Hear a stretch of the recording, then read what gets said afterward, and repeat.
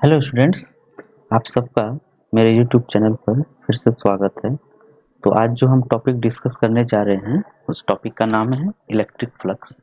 इस electric flux के concept से हम गॉस लॉ के कॉन्सेप्ट को भी आगे समझेंगे। तो आइए सबसे पहले समझते हैं कि इलेक्ट्रिक फ्लक्स क्या होता है। तो बच्चों, बेसिकली जो इलेक्ट्रिक फ्लक्स का डेफिनेशन है वो number of electric field line है जो किसी भी सरफेस से होकर क्रॉस करता है। तो जैसा कि आपको इस डायग्राम में दिखाया गया है, कोई सरफेस है जो रेक्टेंगुलर जैसा दिख रहा है और इसका एरिया ए लिखा हुआ है, यानी एरिया जो है इसको ए से डिनोट किया गया है। और यहाँ पर बहुत सारे लाइन जो है इसको दिए गए डायरेक्शन में इसको क्रॉस कर रहे हैं। तो ये इस पूरे सरफेस तक जितने नंबर ऑफ लाइन इसको क्रॉस कर रहे हैं, यानी ये जो नंबर ऑफ लाइन है ये इलेक्ट्रिक फील्ड लाइन इसको कहते हैं। इसे हम लोग वेक्टर इसे डिनोट करते हैं, आपको पहले से पता है। तो ये जितने भी नंबर ऑफ फील्ड लाइन इसको क्रॉस कर रहे हैं, इसी के वैल्यू को हम लोग इलेक्ट्रिक फ्लक्स कहते हैं। अब देखिए, अगर ये इस प्लेन को जो है इस डायग्राम में परपेंडिकुलरली ये लाइन क्रॉस कर रहे हैं, अगर हम इस प्लेन को थोड़ा सा फ्लिप कर देते हैं, थोड़ा सा मोड़ देते हैं जैसे कि थीटा एंगल से। अब आपको एक चीज इसमें बताना पड़ेगा कि एरिया जो है एक वेक्टर क्वांटिटी है, ऐसा पहले से हम लोग जानते हैं। तो इस वेक्टर का कुछ ना कुछ डायरेक्शन होता है। वो डायरेक्शन क्या होता है? तो ये जो डायरेक्शन है ये इस प्लेन के जो सरफेस है इसके जस्ट परपेंडिकुलर एरिया वेक्टर का डायरेक्शन होता है, जैसा कि आप देख पा रहे हैं। तो इसका परपेंडिकुलर ऊपर की तरफ भी हो सकता है, अदरवाइज नीचे की तरफ भी हो सकता है, यानी प्लेन से आउटवर्ड की तरफ हो सकता है। तो यहाँ पर देखिए, एरिया वेक्टर का जो डायरेक्शन है इलेक्ट्रिक फील्ड के डायरेक्शन के साथ ही है। तो यहाँ पर दोनों के बीच का जो एंगल है 0 डिग्री है। अब अगर हम इस प्लेन को थीटा एंगल से घुमा देते हैं, जैसा कि आप इस डायग्राम में देख पा रहे हैं, तो ये जो एरिया वेक्टर है, ये जो सरफेस है एरिया, इस एरिया वेक्टर का डायरेक्शन अब किधर हो जाएगा? तो जाहिर सी बात है, यह जो प्लेन है इसके जस्ट परपेंडिकुलर डायरेक्शन में हो जाएगा। तो यहाँ पर देखिए, इसका जो डायरेक्शन है यह नॉर्मली इस डायरेक्शन को एरिया वेक्टर के डायरेक्शन में यहाँ पर दिखाया गया है और इलेक्ट्रिक फील्ड के साथ यहाँ पर यह थीटा कोण बना रहा है। तो इस तरह से हम समझ गए हैं कि अगर हम प्लेन को थीटा एंगल से घुमाते हैं तो इसका जो एरिया वेक्टर का डायरेक्शन है वो भी थीटा एंगल से घूम जाएगा।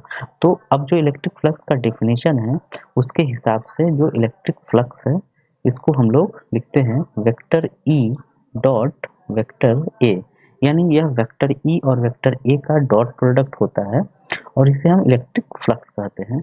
और इसके एक्सपैंड करके लिखने पर हम लिख होता है यह ई ए कॉस थीटा, यानी यह जो फ्लक्स है यह एंगल पर डिपेंड करता है कि इलेक्ट्रिक फील्ड और जो एरिया वेक्टर है उसके बीच का एंगल क्या है। तो जैसा कि आप देख पा रहे हैं, इलेक्ट्रिक फ्लक्स का value E vector E dot D A, और इसे हम लोग लिखते हैं E D A cos theta, जहाँ थीटा का मतलब आप लोग समझ गए हैं। अगर हम कोई प्लेन लेते हैं जिसका जो सरफेस एरिया है वह ए है और इसको हमने इलेक्ट्रिक फील्ड इस तरह से रखते हैं कि इलेक्ट्रिक फील्ड इसको परपेंडिकुलरली क्रॉस करता हुआ निकल जाता है, जैसा कि आप इस डायग्राम में देख पा रहे हैं। तो यहाँ पर जो इलेक्ट्रिक फील्ड है इस सरफेस को परपेंडिकुलरली पार कर कर निकल जा रहा है, लेकिन इसका जो एरिया वेक्टर है हमने जैसा कि आपको बताया है यह हमेशा इस सरफेस के आउटवर्ड होगा, यानी इस वेक्टर ए को हम इस इलेक्ट्रिक फील्ड के पैरेलल में मान सकते हैं। तो यहाँ थीटा का वैल्यू इलेक्ट्रिक फील्ड और एरिया वेक्टर के बीच 0 डिग्री होगा। तो यहाँ पर हम फ्लक्स का वैल्यू ई डी ए, यानी ई ए इंटीग्रेशन डी ए का मतलब ई ए, और कॉस 0 डिग्री का वैल्यू हम 1 लिख सकते हैं। तो इस तरह से हमें ई ए हमें फ्लक्स का वैल्यू मिलता है, जो कि मैक्सिमम फ्लक्स हमें मिलता है। अब आते हैं कि अगर हम इस प्लेन को हम धीरे धीरे घुमाकर 90 डिग्री पर ले आते हैं तो उस कंडीशन में हमें फ्लक्स का वैल्यू क्या मिलेगा? तो यहाँ पर जैसा कि हमने इलेक्ट्रिक फील्ड को ड्रॉ कर दिया, अब इस सरफेस को 90 डिग्री से हमें घुमा देना है। तो जैसे ही हम इसे 90 डिग्री से घुमाएंगे तो इस तरह का आपको यह सरफेस जो है नज़र आएगा, क्योंकि इसका जो एरिया वेक्टर है अब यह 90 डिग्री से घूम जाएगा। तो देखिए यहाँ पर जो एरिया वेक्टर है यहाँ पर हमने इस तरह से दिखा दिया, जो इस इलेक्ट्रिक फील्ड वेक्टर के साथ 90 डिग्री का एंगल बना रहा है। तो यहाँ पर फ्लक्स का वैल्यू हमें क्या मिल जाएगा, ई ए कॉस 90 डिग्री, जो कि 0 होता है। तो टोटल फ्लक्स इस सरफेस के चलते हमारा 0 हो जाएगा। अब अगर हमने इसे 180 डिग्री से घुमा दिया है, 180 डिग्री से घुमाएंगे तो यह जो प्लेन है अभी से जो है वो जस्ट अपोजिट में हो जाएगा, यानी यह जो है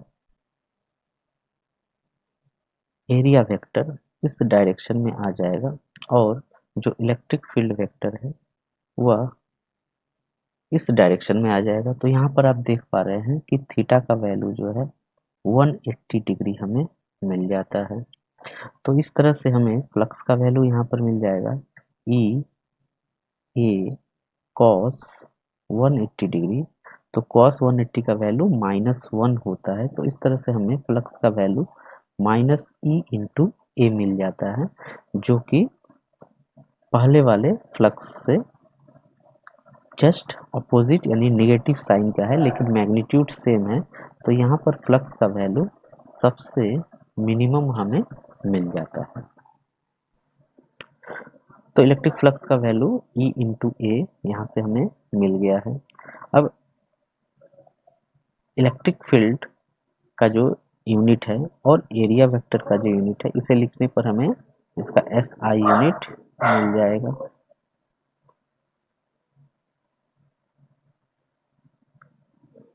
तो ये हो जाएगा न्यूटन पर कूलम्ब इंटू एरिया का मीटर स्क्वायर होता है। तो हमें इसका SI यूनिट मिल जाएगा न्यूटन मीटर स्क्वायर प्लस पर कूलम्ब।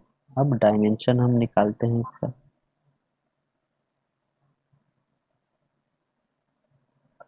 तो फ्लक्स का डायमेंशन हमें निकालने के लिए इलेक्ट्रिक